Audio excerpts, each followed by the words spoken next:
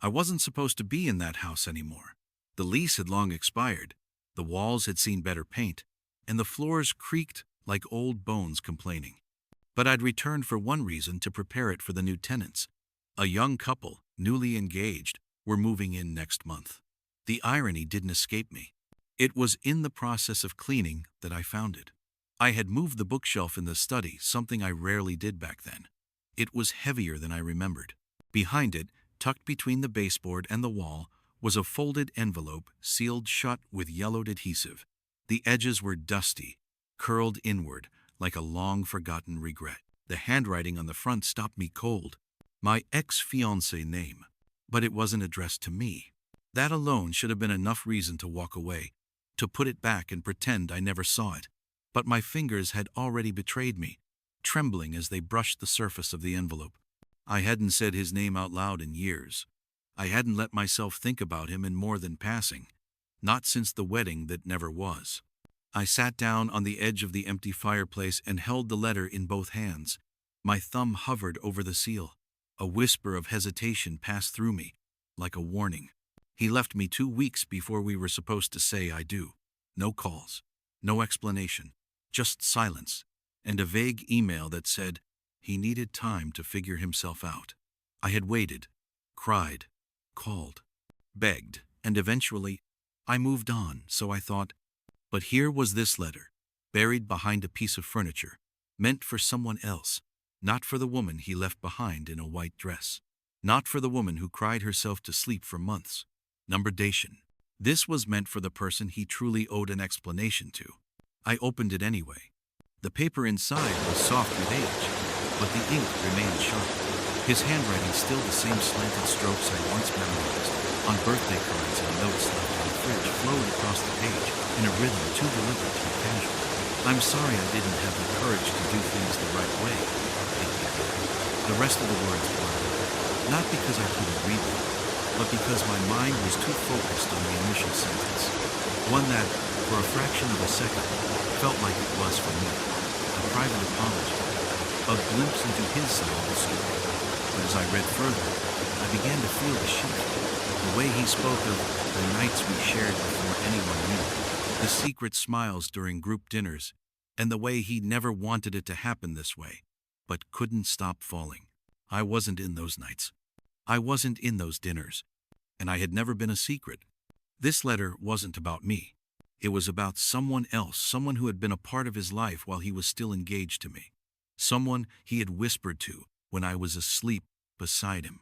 Someone he had confessed to when I was still trying to understand why our love was unraveling like thread cut from the spool.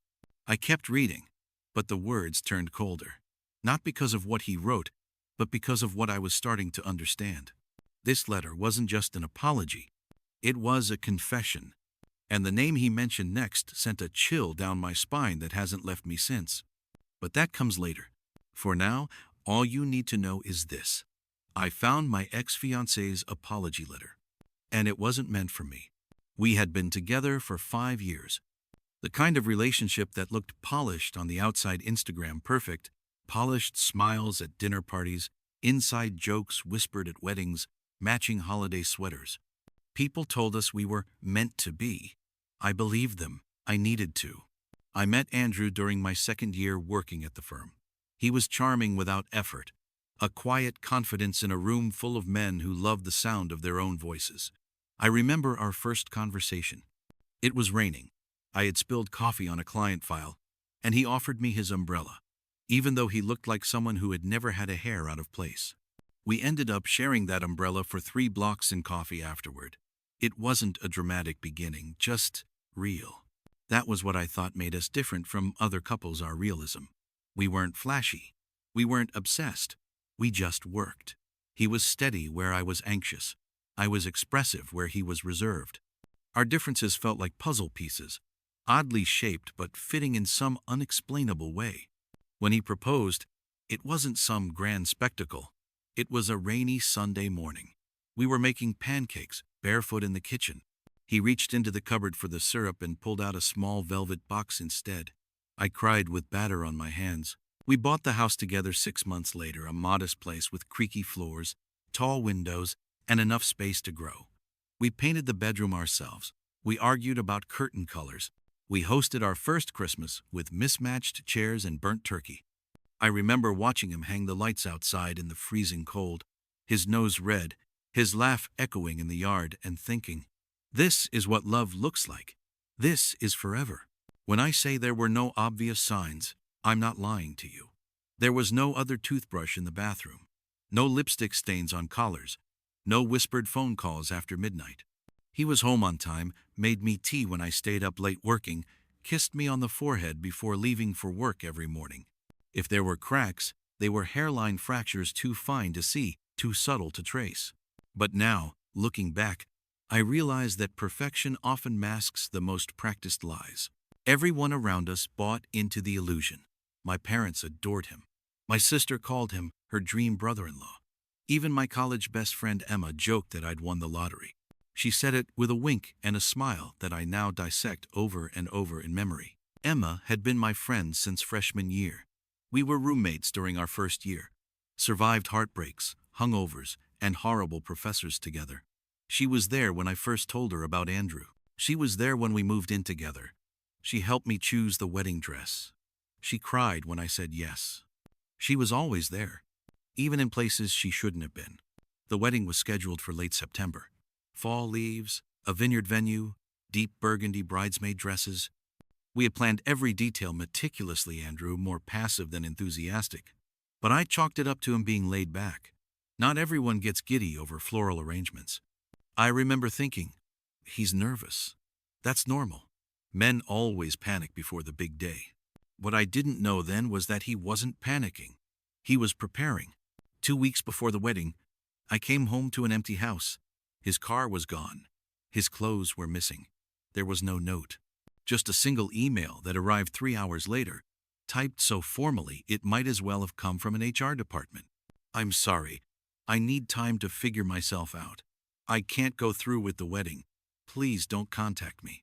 That was it. No explanation. No context. No closure. I thought maybe he had a breakdown. Maybe someone in his family died. Maybe he was sick. Maybe he got cold feet. I ran through every excuse that didn't involve betrayal, because betrayal didn't fit the image I had constructed of our life. He was Andrew. My Andrew. He didn't lie. He didn't cheat. He didn't just disappear. But he did. I canceled the vendors, called off the guests, returned the dress. I told people he was going through something and needed space. I protected him, even when I was the one bleeding out. Emma was there. Of course she was. She held me while I cried, slept on my couch for a week, took my phone when I tried to call him at 2 a.m. and said, "You deserve better." I believed her. I needed someone to believe. Eventually, time did what time does. It dulled the pain into a manageable scar. I moved cities, changed jobs, deleted photos, and learned how to say, we just weren't right for each other, without my voice cracking. I even laughed again. But as I sat in that dusty room, letter in hand, all those years unraveled in a heartbeat. Because now I knew he didn't leave because he was broken. He left because he was in love with someone else, and that someone else had been beside me the entire time. They say hindsight is 20/20. That once you know the truth, the past rearranges itself like broken glass, forming a picture you should have seen from the start. I used to think that was poetic nonsense. Now I think it's terrifyingly accurate. There were signs, small ones, subtle, quiet signs I explained away, because to confront them would have meant questioning the life I had invested everything into. It started with the phone. Andrew used to leave it everywhere.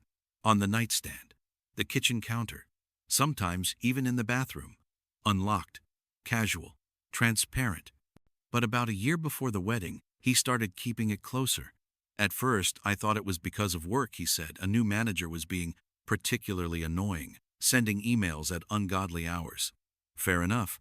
Then came the password. He didn't tell me he changed it.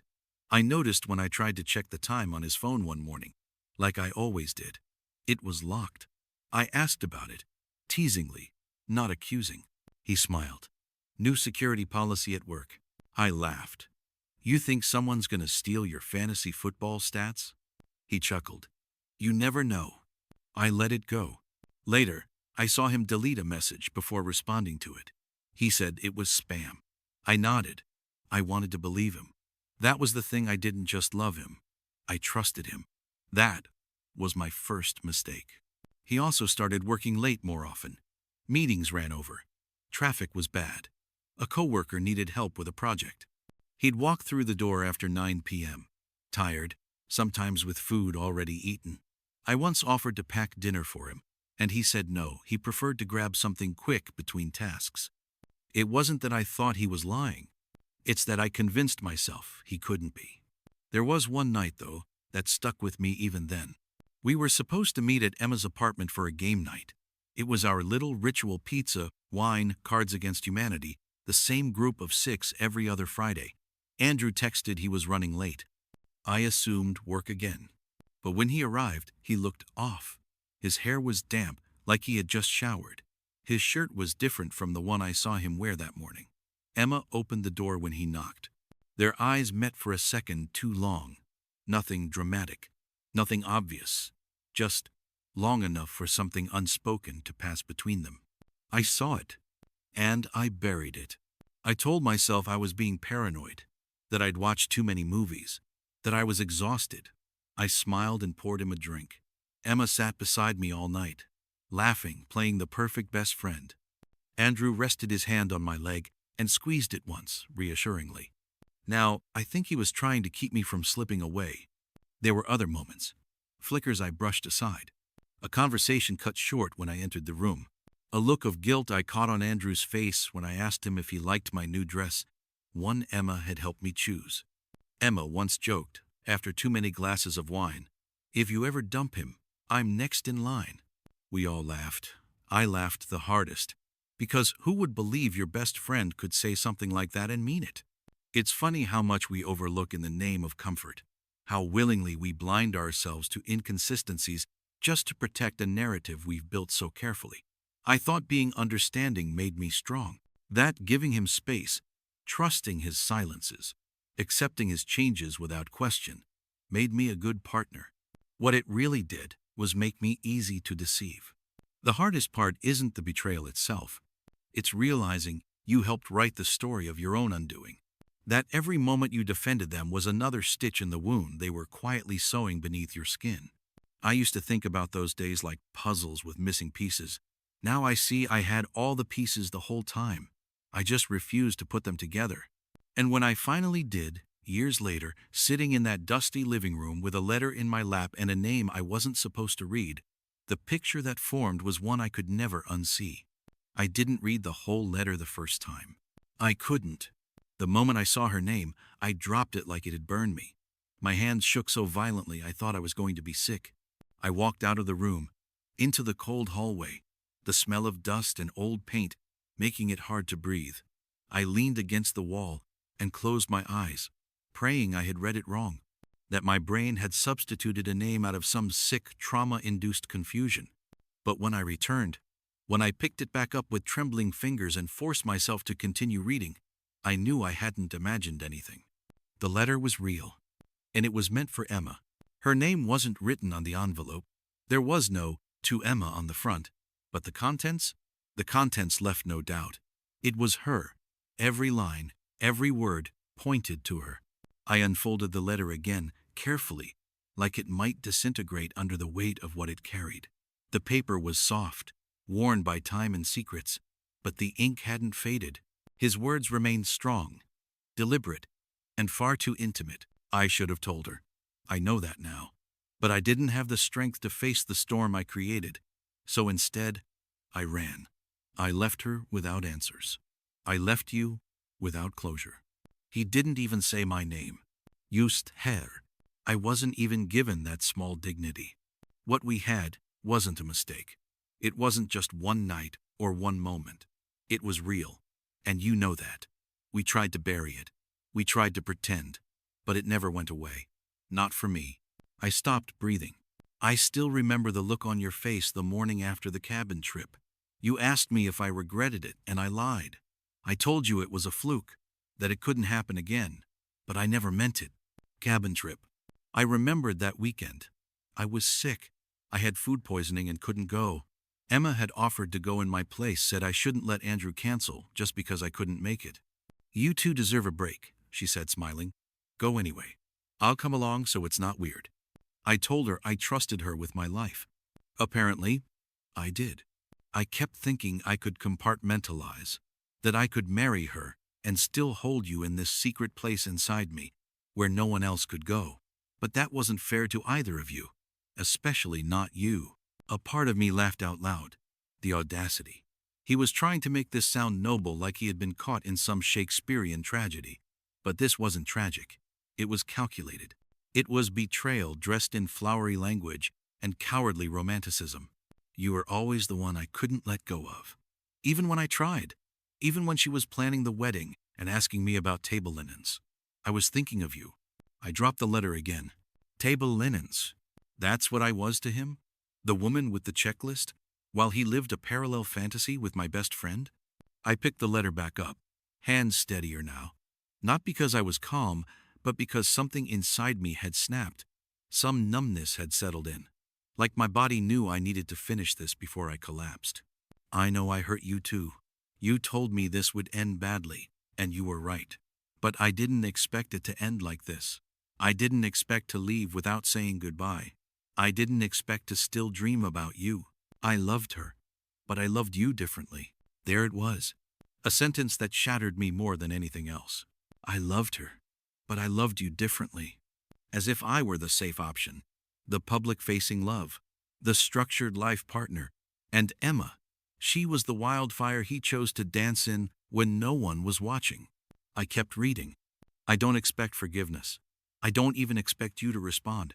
I just needed to say it, to write it down. Because if I didn't, I'd carry it with me forever. And maybe I deserve that. But I didn't want you to think I forgot. He signed it simply A, no full name, no date.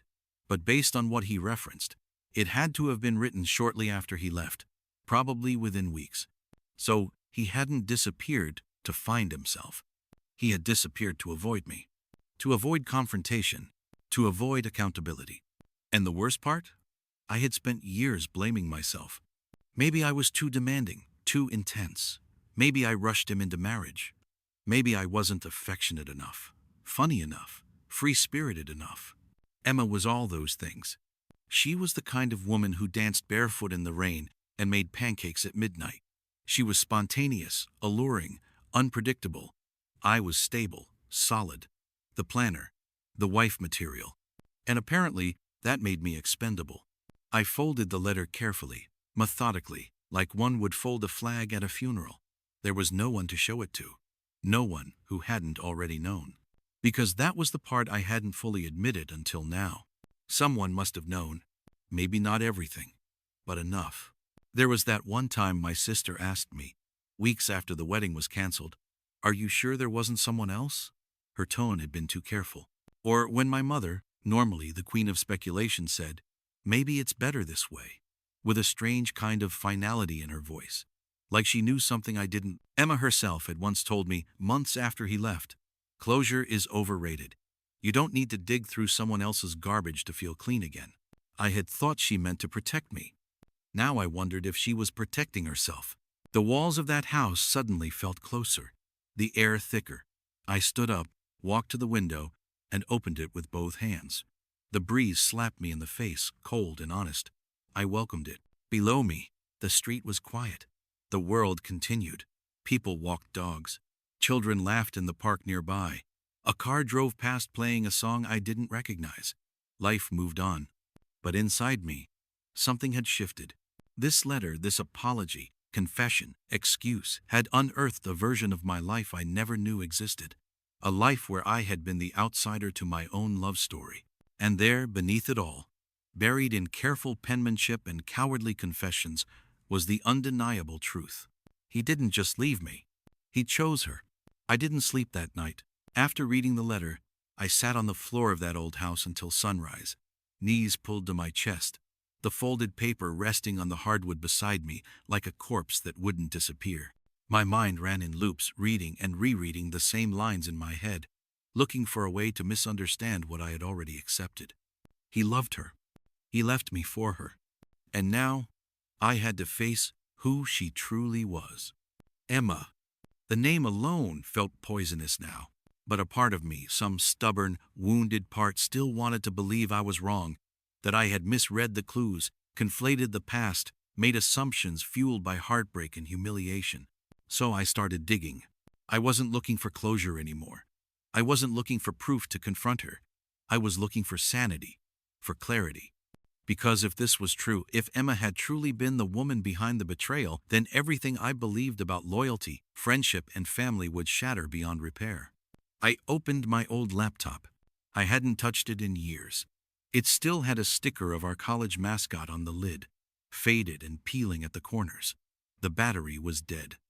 I plugged it in and waited, heart pounding with a rhythm I hadn't felt since I first found out Andrew had left.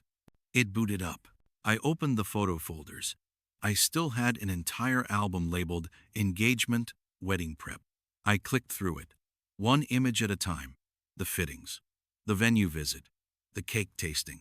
Emma was in almost every shot, laughing beside me, holding swatches of fabric, hugging me from behind as I modeled dresses in the mirror. How easy it had been for her to smile. How easy for me to be blind. Then I found a photo I'd forgotten about. A group dinner we'd had at our place 6 months before the wedding. Someone had taken it from across the room.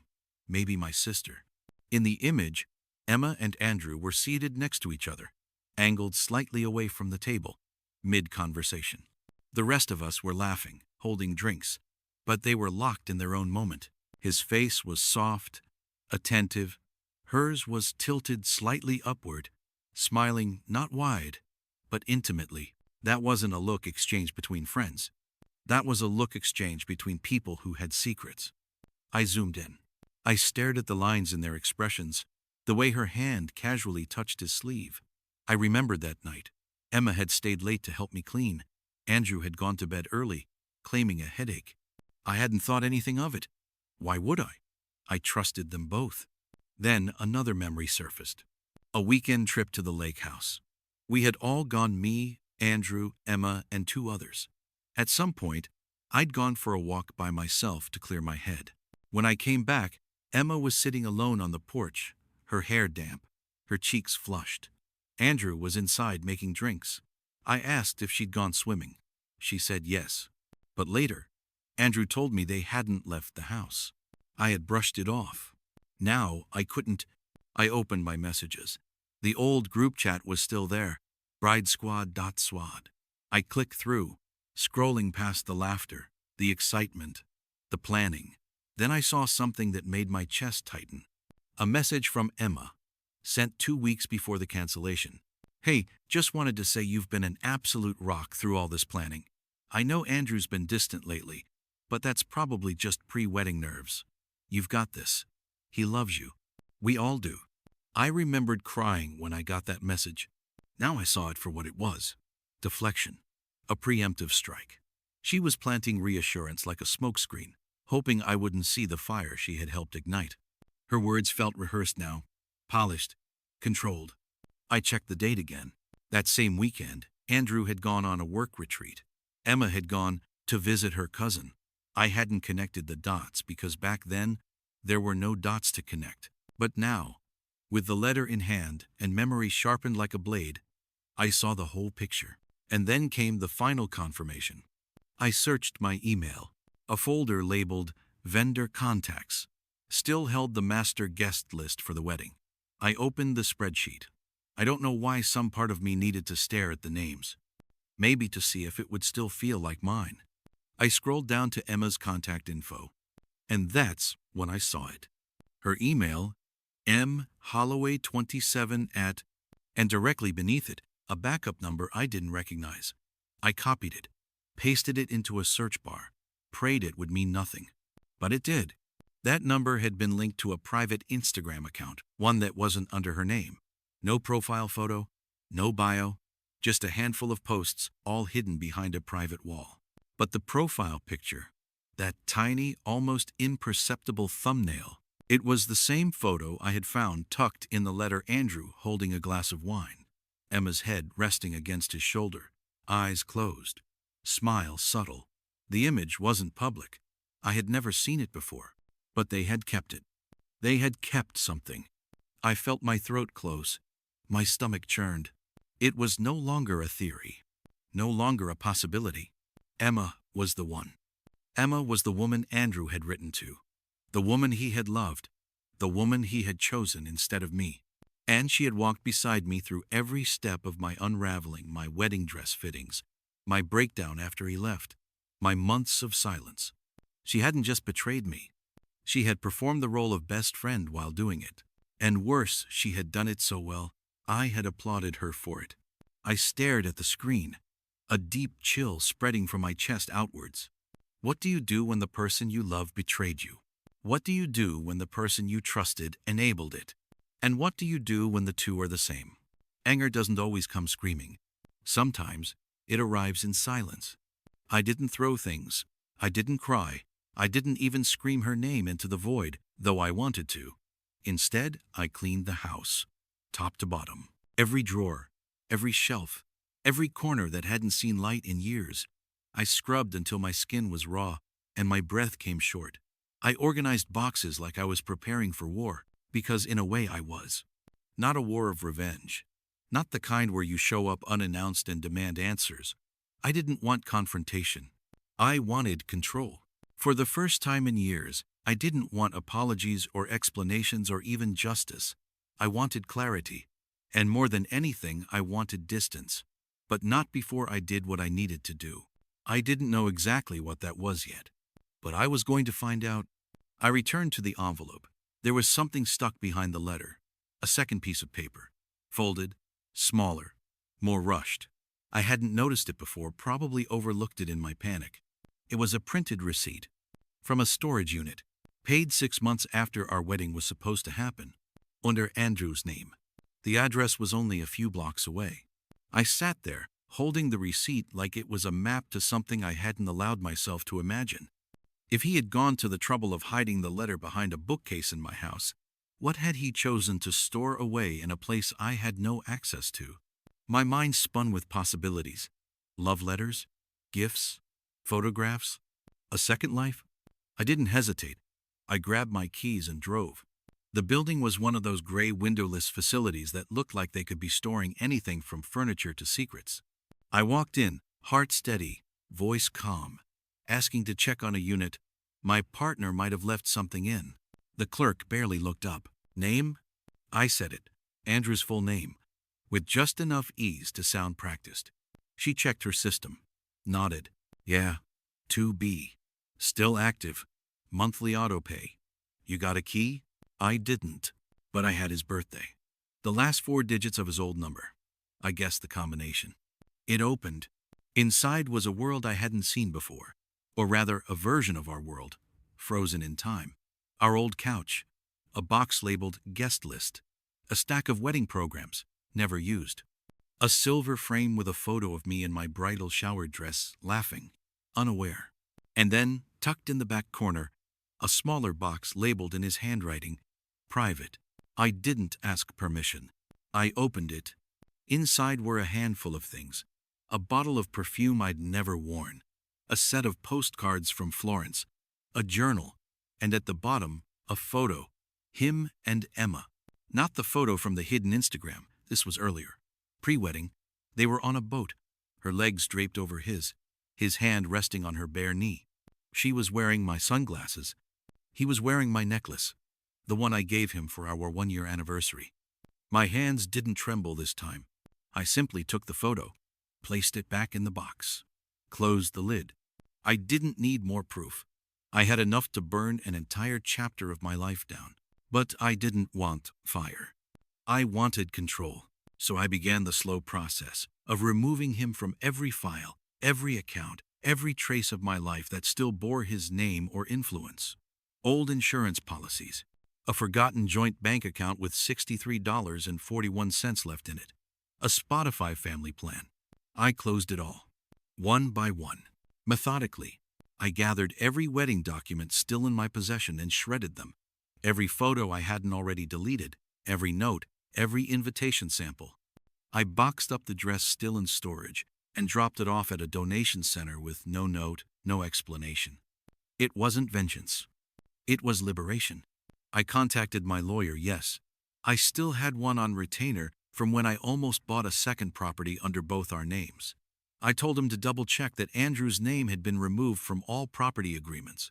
He confirmed it had. But he paused before hanging up. "You okay?" he asked. "I will be," I said. And I meant it. Over the next 2 weeks, I became someone Andrew wouldn't recognize. Not the soft-hearted woman who cried when he left, or the loyal fiancé who believed in table linens and timelines. I was efficient, sharp, focused. I even got a haircut. A small thing, but it felt necessary. I had worn my hair long since college because Andrew liked it that way. I chopped it off at the collarbone, looked in the mirror, and for the first time, didn't see his taste. I saw mine. Then came the bank account. That was the last thread. A savings account we had started together, meant for a honeymoon that never happened. He had never touched it, never asked about it, maybe even forgotten it existed. But I hadn't. It was still under both names. I withdrew my half and sent the other half to Emma. Not as a gift. As a message. The note I attached was short. "You might need this. For whatever honeymoon you two never had the courage to admit you deserved." I didn't wait for a reply. I didn't want one. I wasn't doing this for closure. I was doing it because I had finally, fully, unequivocally taken my life back. I had become someone they never expected, and someone they would never get to know. I didn't leave a note. No dramatic goodbye, no poetic message left on the kitchen counter. I had already wasted enough words on people who didn't deserve them.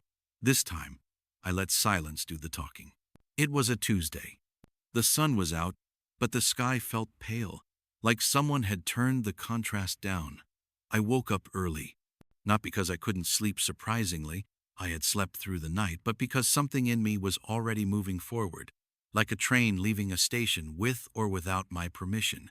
The old house still smelled the same. Wood polish, fading lavender from a candle long since burned down, and something else, something like nostalgia, but sharper. I had always imagined I'd move out of that place with someone by my side, boxes marked in Sharpie, laughing about how far we'd come. I never imagined I'd do it alone, and yet I wasn't sad. I moved like a ghost, quiet, invisible, packing only what mattered. My documents, a few books I still loved, a photo of my parents before they started aging into strangers, and a journal that I hadn't written in since the engagement fell apart. I left behind everything else. The couch where we used to fall asleep watching bad crime shows. The bookshelf he helped assemble upside down the first time. The wine glasses Emma gifted us for our anniversary. Let it all rot. I boxed up the letter and sealed it in a folder labeled, "For Personal Record." I didn't shred it. I didn't burn it. I wasn't going to pretend it didn't happen, but I also wasn't going to carry it like a wound. It had become a scar. Closed. Done. I changed the locks, just in case. Not because I expected anyone to come back, but because the gesture mattered. Symbolically. Emotionally. It was my final act of severance, cutting the last thread between who I had been and who I was becoming. There was no ceremony to my departure. No tears. No music swelling in the background like a movie climax. Just a series of doors closing. I dropped the keys off at the landlord's office. I didn't say much. Just handed over the envelope and nodded. She smiled and said, "Good luck." I returned the smile with something that wasn't quite joy, but wasn't pain either. Maybe freedom. I took one last walk around the block. The trees looked taller than I remembered. Or maybe I had just never looked up before. This had been my home once. Now it was just another building on another street in a city I no longer belonged to. I didn't text anyone. I didn't tell my sister, not yet. She would find out eventually. She always did. I didn't tell my mother our conversations had been sparse since the wedding fell apart. And honestly, I wasn't sure she had ever forgiven me for not keeping the family together, as if that had been my job. I didn't tell Emma. Of course not. And Andrew, I doubted he even remembered the lease end date. That place, like me, was probably just a blurred memory he had no intention of revisiting. Let him wonder. Let her wonder. Or let them forget. I didn't care anymore. I drove without music. The hum of the engine was enough. My bags were in the trunk, and the GPS said 3 hours to the new apartment. A smaller place, older, nothing fancy. But it had sunlight and quiet. And it was mine. Just mine. Halfway through the drive, I stopped at a gas station. I looked in the mirror. Same face. But not the same woman. Not anymore. Something had shifted in my eyes. A kind of stillness. Not numb, not hardened, just steady. Like I had finally made peace with being the villain in someone else's love story, so long as I was the hero in my own. I got back in the car, kept driving. The road stretched ahead like a clean page, blank, waiting. And this time, I wasn't asking anyone else to help me write it. He emailed me. Of course he did. It came 3 weeks after I moved, long enough for me to settle into the new apartment, long enough to let the silence bloom into something almost peaceful. The subject line was simple. Can we talk? I stared at it for a long time. It sat in my inbox like a ghost, hovering, translucent, familiar in the way old pain always is. I didn't open it right away. I made coffee. I answered work emails. I watered my plants. Then, when I felt steady, I clicked. I know I don't have the right to ask anything of you, but I've thought about writing this message every day since I left. I was a coward. I didn't do what I should have done. And I know I hurt you more than anyone deserves. I heard you moved. I don't know where, and I'm not asking. But I wanted to say I'm sorry. Truly. If you're open to it, I'd like to talk. I owe you that. No details. No mention of Emma. No acknowledgement of the letter I had found, or the secrets that had unraveled in my hands like a thread pulled too far. Just vague regret, polished humility, and the gentle implication that maybe he still deserved a voice in my life. He didn't. But I wasn't angry. I was curious. Not about him, but about what he thought he could salvage. What story he was trying to rebuild now that he suspected I knew more than he ever intended. I waited 2 days before replying. You're right. You don't have the right to ask anything. But I'll give you 10 minutes. In person. No expectations. No open doors. Just 10 minutes. We met at a cafe halfway between the old house and the city. A neutral place. Bright enough that nothing could hide. Public enough that no one could raise their voice. It was late afternoon. Quiet. The kind of place where people sip tea and read books with cracked spines. I saw him before he saw me. He looked older. Not in the physical sense, he still wore the same kind of clothes, the same watch, the same careful haircut. But something in his posture had collapsed. He looked like someone who'd been told the version of himself he was selling no longer had any buyers. I sat down. No hug, no smile. Just eye contact. He opened with the usual lines, "You look good. I wasn't sure you'd come. Thank you for meeting me." I let him speak. He stumbled a bit, clearly unsure what version of me he was talking to. Eventually, the words began to build. "I messed up," he said. "I know that doesn't even begin to cover it." I didn't respond. "I didn't leave because of you," he continued. "It was never about you not being enough. You were always the one with the plan, the stability, the kindness. And yet," I interrupted, "you chose someone else."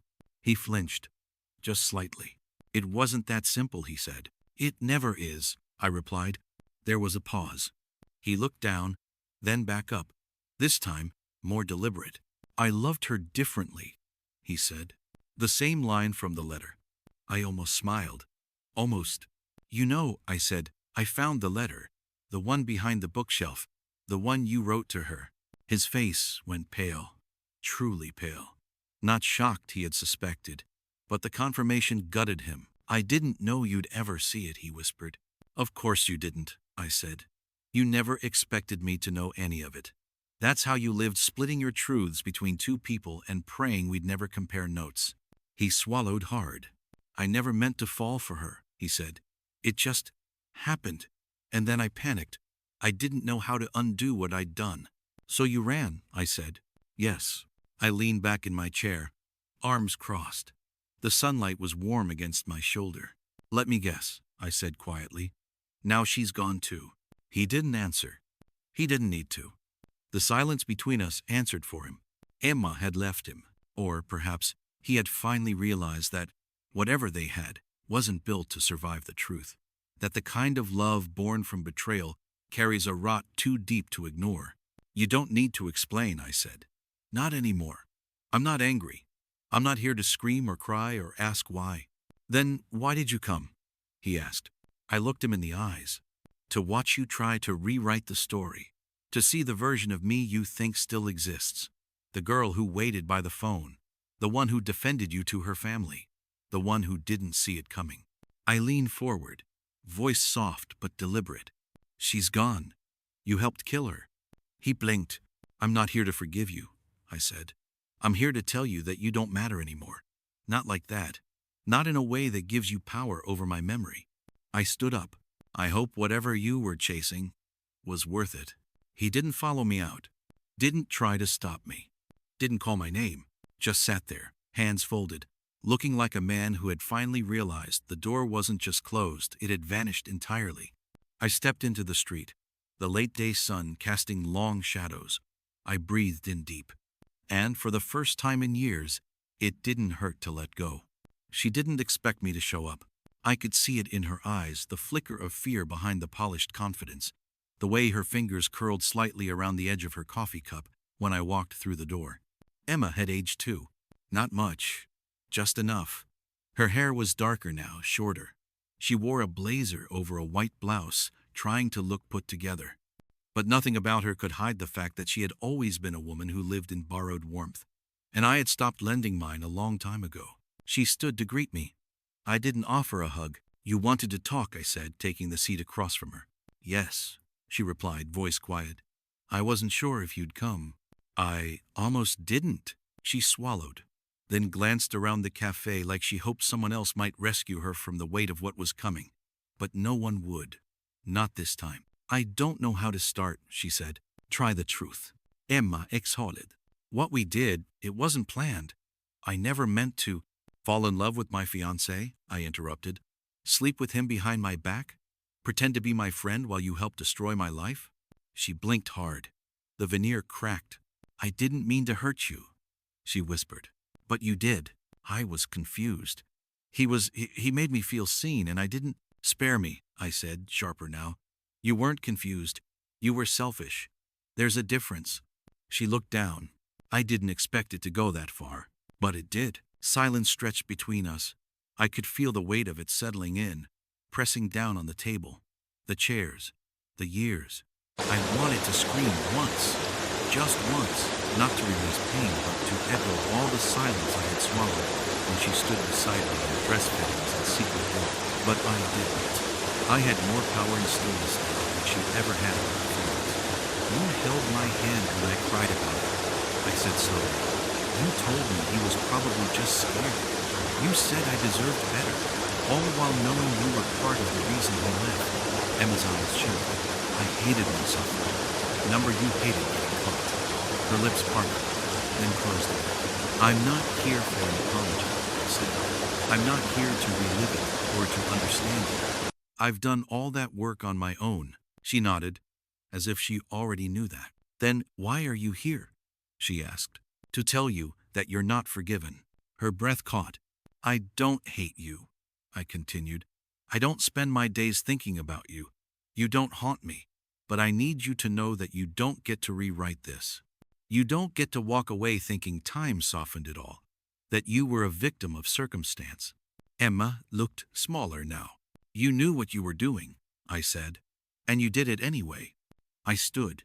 So no, you're not forgiven. Not now. Not ever. And that's not cruelty. That's consequence. I left without another word. Outside, the wind cut sharp across my face, but I welcomed the cold. It reminded me that I was here, alive, unshackled. That night, I lit a single candle in my apartment. Not for mourning, for marking. The end of a chapter. No shouting, no tears, just a door locked behind me for good. Closure isn't always quiet, but mine was, and it was final. I no longer mark time by what happened, not by the day he left, not by the day I found the letter, not even by the day I told them both I wouldn't forgive them. Those days belonged to another version of me. Now, time is keyter, simpler, It begins when I wake up and hear birds outside my window, when the sun creeps across the hardwood floors of this new apartment, when I make coffee in silence and don't have to explain my routines to anyone but myself. It's strange. The peace that arrives after chaos finally leaves your body. I used to think healing would feel like something triumphant, like fireworks, like a banner unfurling across the sky that says, "You made it." But healing, it turns out, is not loud. It doesn't come all at once. It slips in quiet ways. In nights when you sleep without dreams, in mornings when you don't think of them first, in mirrors that reflect someone you're learning to admire again. I started writing again. Nothing dramatic. No letters. No revenge memoirs.